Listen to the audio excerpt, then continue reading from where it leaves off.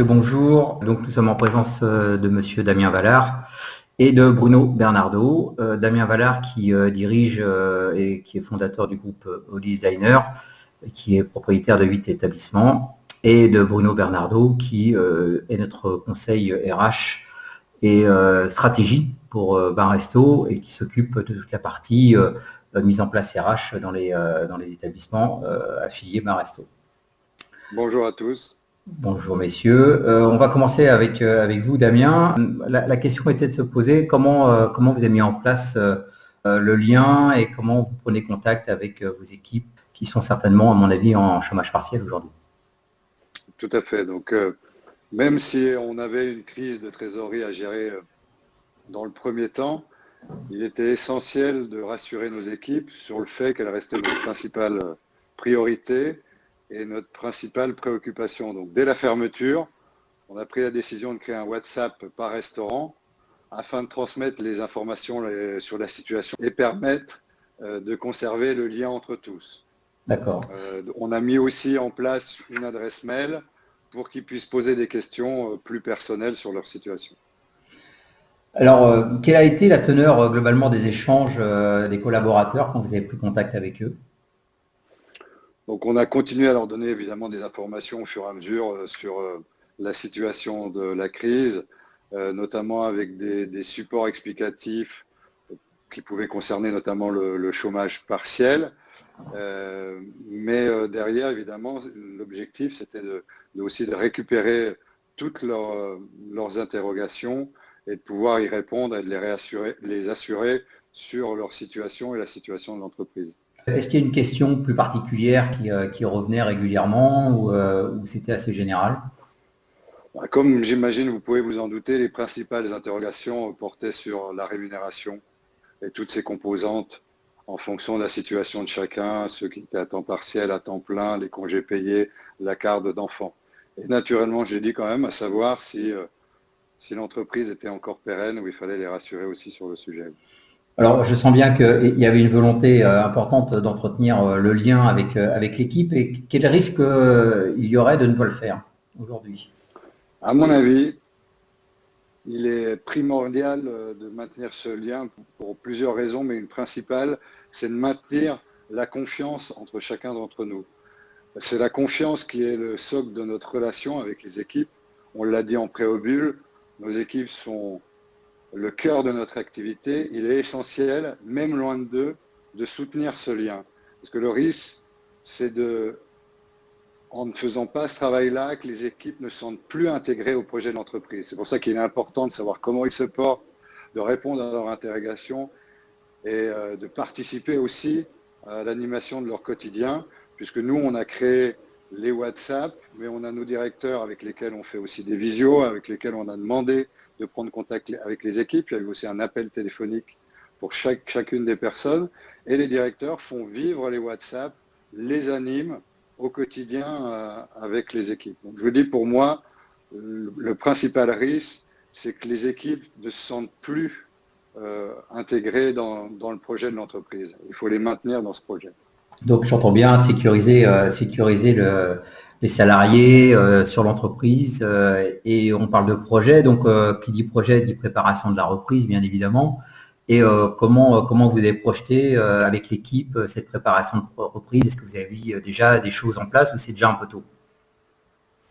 Justement, on a voulu, dans la limite du volontariat de chacun, nos équipes participent au maintien du lien avec les clients à travers l'animation des réseaux sociaux. Voilà, bien sûr, c'est la limite de la volonté, mais les équipes vraiment jouent bien le jeu. Elles partagent leur quotidien, leurs attentes, des jeux, d'autres idées, justement sur les réseaux sociaux des restaurants pour continuer à maintenir le lien aussi avec nos clients. Merci Damien. Bruno, vous qui êtes au cœur du métier de la RH, quel regard vous avez sur le lien qu'il faut avoir pendant cette période avec ces équipes ? Moi, je trouve que ce qu'il y a de très intéressant dans ce que vient de dire Damien, c'est que c'est vrai qu'on va avoir tendance en tant que dirigeant d'entreprise de se focaliser dans un premier temps, et c'est très légitime sur tous les aspects sécurisation de l'outil de travail, sécurisation économique de l'entreprise. Finalement, tout d'un coup, parce que c'est quand même ce qui s'est passé dans la restauration, le samedi soir, il y a eu un coup près, les établissements fermés à minuit. Sans nul doute, ça s'est fait avec quand même pas mal de précipitations et beaucoup d'inquiétudes pour les dirigeants des établissements. Donc c'est vrai que très justement, à un moment, il fallait repenser les équipes. Bon, je pense qu'il y a eu plusieurs étapes qui ont été évoquées par Damien et qui me semblent assez bien séquencées. C'est d'abord reprendre contact avec ces équipes pour échanger sur les préoccupations de santé. Hein. C'est vraiment la première préoccupation que peuvent ressentir les équipes, c'est qu'on s'intéresse à eux aussi sur le plan humain, donc leur santé dans un contexte quand même très particulier qui est cette crise on n'a aucune référence, on n'a aucun point sur lequel s'appuyer par rapport à du déjà réalisé. Donc vraiment ce premier contact qui doit être un contact très très humain sur leur santé. Ce que je trouve de très intéressant dans ce qui a été dit, c'est que tout de suite, il y a eu une volonté aussi de sécuriser sur les aspects économiques. Hein, nos collaborateurs, ils ont aussi un loyer à payer, ils ont aussi leur propre réalité économique.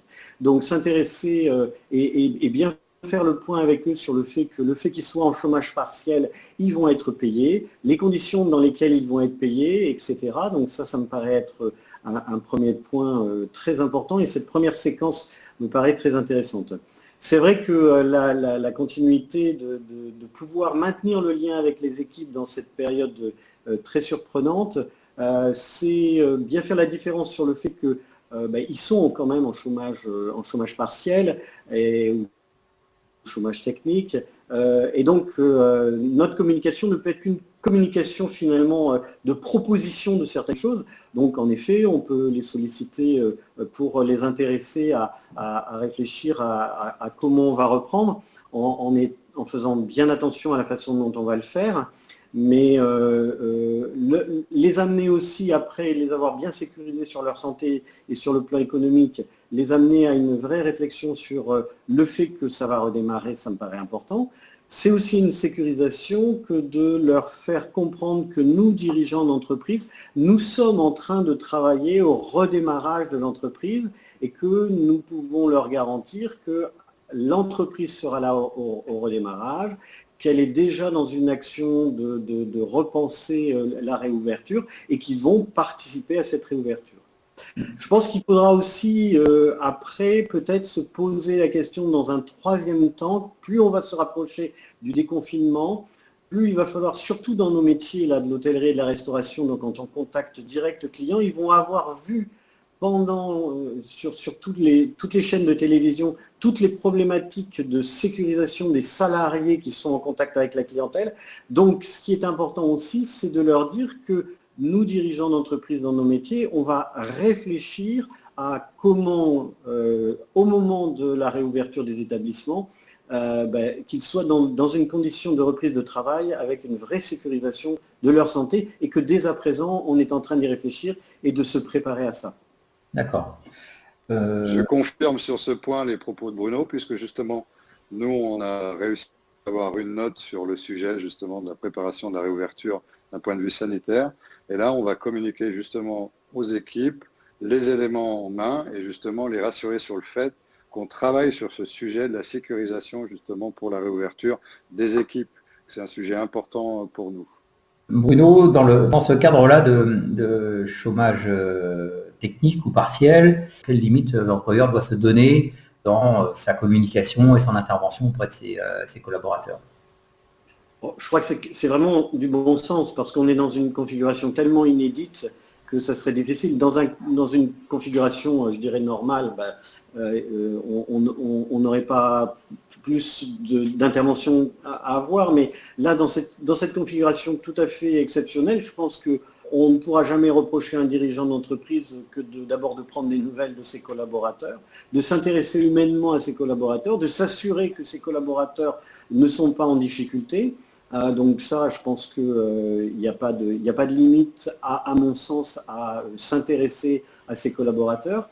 Leur donner de l'information sur les perspectives de réouverture et comment va se mettre en place cette réouverture Moi, je pense que là non plus, il n'y a pas trop de limites. Je pense que c'est surtout dans sa communication. C'est une communication de proposition et non pas une communication qui serait trop persuasive, en fait. Hein. Donc, il faut rester dans une bonne limite dans sa communication.